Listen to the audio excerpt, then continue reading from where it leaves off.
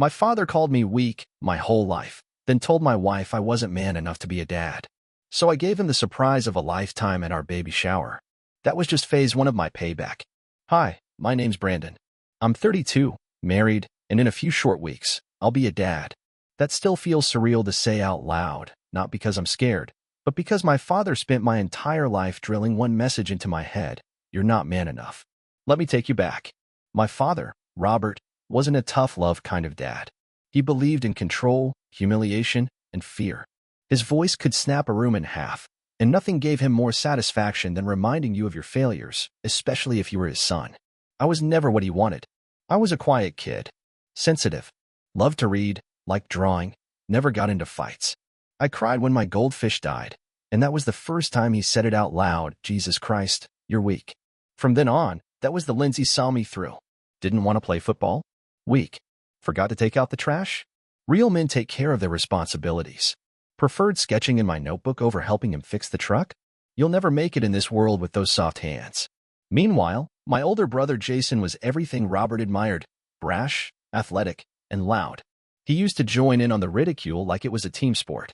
And my mom, Melissa, just floated through the house like background noise. She'd offer the occasional, "That's enough, Rob," in the weakest voice you ever heard, but she never stopped him. Not once. So I learned early on I was on my own. I left home at 19 and never looked back. Built my life from the ground up. Started in a dish pit, worked my way up to kitchen manager at a little place outside Denver. The money wasn't amazing, but it was honest. It was mine. My car. My apartment. My name on the paychecks. And then I met Rachel. She came in every Tuesday and Thursday during her med school rotations, always ordered the same thing, always had her face buried in a textbook. It took me 3 months to work up the nerve to ask if she wanted extra coffee. She looked up and said, "Sure. Just don't spell my name wrong." I spelled it wrong on purpose the next week. She smiled. That's how it started. A year later, we were married. And now she's pregnant. We're having a daughter. I cried when she told me. Just her and me in the kitchen, standing barefoot in front of the fridge, holding a positive test and laughing through the tears. I didn't feel scared. I felt ready. Rachel wanted to tell my family. She thought maybe it was time to bridge the gap, that maybe grandparenthood would change things. She meant well, but she didn't know. She knew Robert had been hard on me, sure, but she didn't know the details. The way his words stuck like glass in your skin. The way he could gut you with a casual sentence. So she called them, and he called her back. She was folding baby clothes on the couch when she told me. At first, she just smoothed out a little pink onesie and said, "Your dad called." She didn't cry, didn't raise her voice, but I saw something in her expression, something brittle, like she'd just seen something up close she couldn't unsee. "I think you should know what he said," she said quietly. "All of it." Then she told me, "Brandon's not man enough to raise a kid." That was his opener. Then he went on, said I was too soft, too emotional, too weak-willed to raise a child, let alone a daughter. That I'd probably quit the moment things got tough. That I'd never learned how to handle real pressure, and she should brace herself for the day I snapped and walked out, because I wasn't built for responsibility. And then the part that really stuck in my gut. Some men were born to lead a family. Brandon wasn't. He's a follower, a dependent. He'll end up leaning on you for everything. You just wait. The man's still a boy. Rachel. You'll see. She told me all of it. Not to wound me, but because she didn't want to lie about who he was anymore. Not to herself. Not to me. I sat there, holding that little duck print onesie in my hands, and felt something settle over me. Not shame. Not sadness. Clarity. Not only had Robert never believed in me, he still needed to tear me down from a distance. Even now. Even to my wife. Even with his first grandchild on the way. And that was the moment I knew. This wouldn't be another hit I just absorbed and shrugged off. This time, I wasn't going to take it lying down. This time, I was going to make him see just how wrong he was. There's a certain clarity that comes when someone finally shows you exactly who they are. After that call, after Rachel sat on our couch and repeated Robert's words like a quiet curse, I didn't spiral. I didn't rage. I didn't even cry. I planned. The baby shower was a week away. We were keeping it small, backyard tent, catered food, soft jazz playlist. Rachel had spent an hour tweaking. Her family was flying in from Seattle. My coworkers were bringing their kids. It was supposed to be a warm, joyful day. And then I invited them. Robert, Melissa, Jason. The first RSVP came from Melissa. A simple, "We'll be there. Looking forward to it." Like this was just another Sunday brunch, and not the first time in years they'd be in my life again.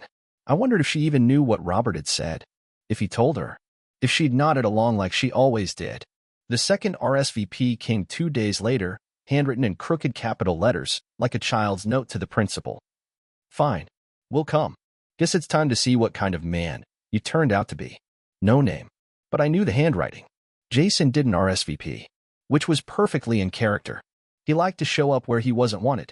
That was his entire personality, really. Meanwhile, Rachel watched me from across the kitchen with this cautious, measured gaze. Like she didn't quite know who I was becoming. And maybe, for the first time, I didn't either. You sure you want them there? She asked one night. We were loading the dishwasher. Our hands bumped. She didn't flinch, but she looked at me like she expected something to crack open. I'm not doing it for closure, I said, closing the dishwasher with a gentle push. I'm doing it for proof. Proof of what? That I'm not the man they build in their heads. That I never was. She didn't say anything, just dried her hands and wrapped her arms around me. I didn't realize how badly I needed it until then. Because truth be told, I was scared. Not scared of them, exactly. I was past that. But scared of what would happen if I let them in again. If I gave even an inch.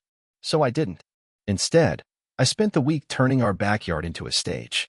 I rented a tent, hung string lights from every tree, bought a standing mic and speaker setup for speeches, I said, though Rachel raised an eyebrow at that one. I even printed out old photos of me and Rachel through the years. Our first apartment, her graduation, my burnt lasagna incident that almost set off the sprinklers. And then, 2 days before the shower, I made one final addition. I found a wooden sign company online that did custom lettering. I didn't want a cliche like, welcome baby, or oh baby. I wanted something personal. So I sent them a phrase, had it engraved in gold across a matte black plank. When it arrived, I nailed it over the archway into the yard. It read, "You were wrong about me." The morning of the shower came with perfect weather. Rachel was glowing. Her mom cried 3 times before noon. Her cousins brought gifts wrapped so neatly I felt bad tearing them open. People laughed, ate too much. For a while, it felt exactly how I'd always wanted family to feel. And then the Suburban pulled up. They arrived late. Of course, Melissa in pearls. Robert in his tired leather jacket, stiff and angry looking as ever. Jason in mirrored sunglasses and a smug expression like he was walking into a courtroom he knew he'd win. I watched them step out and look up at the sign. Robert squinted. Jason tilted his head. Melissa hesitated. And then they walked under it anyway. No one clapped. No one greeted them. They didn't expect that, I could tell. They were used to being noticed. Even if it was just a whisper about them behind napkins. I walked up, clean button down, a fresh shave, and a confidence I hadn't worn in years. Glad you made it, I said, looking Robert dead in the eyes. He gave me a once-over. Didn't expect this. What? I asked. He sniffed. You. Standing here like you own the place. I smiled. I do. We stood like that for a second. A moment balanced on a razor. Then Rachel came over, radiant and unbothered, and said, "Hi, Melissa," like she was greeting a customer at the pharmacy. Melissa smiled too tightly. Robert didn't say a word. We walked them through the yard. Let them see everything. The food. The people. The family that wasn't blood but actually acted like it. Then I stepped up to the mic. Taps on glass. Everyone turned. Rachel gave me a little nod. She didn't know what I was going to say, but she trusted me. And that meant more than I could ever say aloud. I looked around at everyone. Then I looked at the 3 ghosts standing under the archway. This is a celebration, I began. Not just of the baby on the way, but of the life we've built. The family we choose. And the things we outgrow. I let that hang in the air. And for some of us, I added, it's a reminder that no matter what someone said about you, no matter how many times they called you weak, you get to write your own ending. Jason rolled his eyes. Melissa shifted uncomfortably. But Robert? He didn't move. And that's when I knew. Phase 2 had landed. The applause after my little speech was quiet at first. Polite. A few claps from Rachel's cousins, a small whoop from my coworker Dave, the one who once told me I'd missed my calling in stand-up comedy. But what mattered was that I said it. With Robert 10 feet away, arms crossed, face frozen in that expression he always wore when he didn't have control of the room. I stepped down from the mic. Rachel came up beside me, slid her hand into mine. You okay? She whispered. More than okay, I said. I'm ready. She didn't ask what for. She didn't have to. Because I hadn't invited them just to make a point. I invited them to witness it. The truth. Not the son they'd invented in their heads, but the man I'd become without them. Robert, Melissa and Jason stayed for exactly 37 minutes after the speech. I know because I checked. The three of them hovered near the fruit table like vultures picking through a pasture they didn't recognize. At one point, Jason actually had the nerve to nudge me and say, "Didn't think you had it in you." I looked him dead in the eye. "There's a lot you didn't think." He didn't respond. Just did that little fake laugh shrug guys like him always fall back on when they're out of material. Melissa tried to play nice. Asked Rachel where we'd registered, complimented the cake. But Rachel saw right through it, kept her answers short, sweet, and cold enough to chill wine. And Robert? He barely spoke. But he was watching. Every hug I got. Every joke I made. Every time someone came up and said, "You're going to be a great dad." I saw it hitting him, brick by brick. The wall he built around who he thought I was cracking. But that was just the opening act. The real moment came after they left. See, Rachel's cousin Emily had been filming parts of the day. She'd captured the speech. And, as it turns out, part of a conversation near the punch table, Robert talking to one of Rachel's uncles. A guy named Tom, ex-military, calm as a monk but with eyes that missed nothing. On the recording, you can hear Robert say, low but clear, "This is all for show. Give it a year, he'll cave. Some people aren't built to hold it together." He's pretending. When Emily showed me the footage later that night, I didn't get angry. I smiled. Because that wasn't a father speaking. That was a man afraid. Afraid that I'd proven him wrong. Afraid I hadn't broken. Afraid that everything he'd ever said about me, soft, useless, follower, was about to collapse under the weight of proof. So I did what any rational, well-adjusted, fully healed person would do. I uploaded the clip. Not to blast him publicly. Not with captions or callouts. Just the raw footage. Uncut. Unexplained. A video titled, "What My Father Said About Me at My Baby Shower." I posted it to a small private Facebook group I ran with a few old high school friends. Just enough people to let it spread without me doing a thing. By morning, it had been shared 40 times. By noon, 2 of Robert's old coworkers had left comments like, "Damn, always thought he was proud of his boys. Guess not. I remember Brandon at the shop once, polite kid. Can't believe this." And then, something happened that I didn't expect. Jason messaged me. Just a single line. Was that real? I stared at it for a long time. Typed out 3 different replies. Deleted all of them. Then I just sent, "You were there." He didn't reply. 2 days later, I got an email from Melissa. Not a text. An email like she needed the distance. It read, "Brandon, I didn't know he said that. I didn't know what you were planning at the party. But you made your point. Maybe we deserved it. Maybe you did more than I wanted to admit. I hope you're happy now." That line. I hope you're happy now. As if this had been about revenge. As if all I'd ever wanted was to hurt them the way they'd hurt me. But that wasn't it. So yeah, I was happy. Not because I embarrassed them, but because I finally told the truth out loud, with witnesses. And that truth had one more chapter. Because what happened next, that was phase 3. The last one. The ceremony was Rachel's idea. A quiet name reveal. A backyard. Early evening. Only close friends and family, the ones who mattered. Notice I didn't say everyone. Robert wasn't invited. Melissa and Jason weren't either. But Robert? I knew he wouldn't stay. The man never knew how to leave the stage. So when I saw the black SUV pull up to the curb 10 minutes before opening, I didn't flinch. I didn't warn anyone. I just walked over and waited. He walked out like he owned the sidewalk. He was wearing the same leather jacket he'd worn since I was 15, with the sleeves cracked, and it smelled of old cigars and gasoline. His face was hard, his jaw set in warning. "You weren't invited," I said. "I came for my granddaughter." "No," I said calmly. "You came for control." He smiled. "You've always been dramatic." I looked him in the eye. "And you've always been wrong." I turned and walked away. Let him follow if he wanted to. And of course he did. I could hear his boots on the stone path as he stepped under the same archway he'd walked through in the shower, past the same sign. "You were wrong about me." Only this time. I didn't need a sign to say it. People noticed him. Conversation slowed. Rachel looked back, caught my expression, and nodded. She trusted me. She knew I had it. So I walked over to the microphone. A tap on the glass. Silence. "I want to thank everyone who has been a part of this journey." I began, calm and measured. "This past year has been revealing."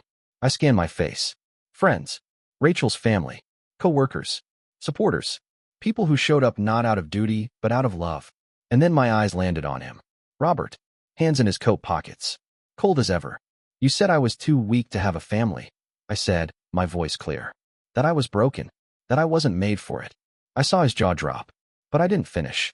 You said I wasn't the kind of man who could handle responsibility, that I would fall apart when the going got tough, that I didn't have toughness, only feelings. The silence grew heavier. You told my wife I was an addict, a follower, that one day I would break down under the pressure and leave her to raise our child alone, that I was a boy pretending to be a man. I let the words hang, and then I said calmly, "You were wrong." A blow.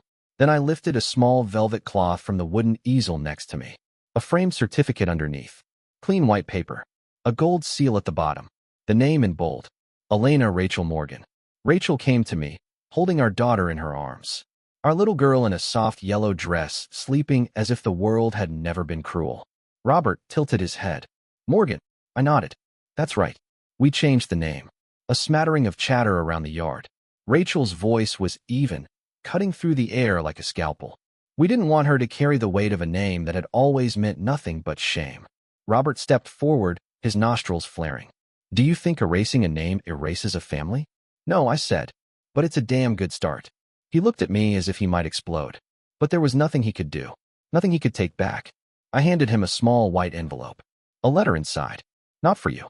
For Elena. To read when she turns 18. That explains exactly who you were, and why she never met you." He didn't move, and I didn't wait for him. I turned back to the guests, raised my glass. "To the legacy," I said.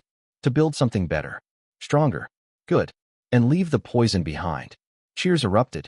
Rachel leaned her head on my shoulder. Elena shifted slightly in her arms, sighing faintly, as if the world had calmed down. Robert stood there for another 10 seconds, like a man who couldn't believe that the fire he had started had finally consumed him. Then he turned, stepped back under the archway, and left. No words, no scene. And in that silence I felt it. Not revenge. Not victory. Freedom. He said I would never lead anything.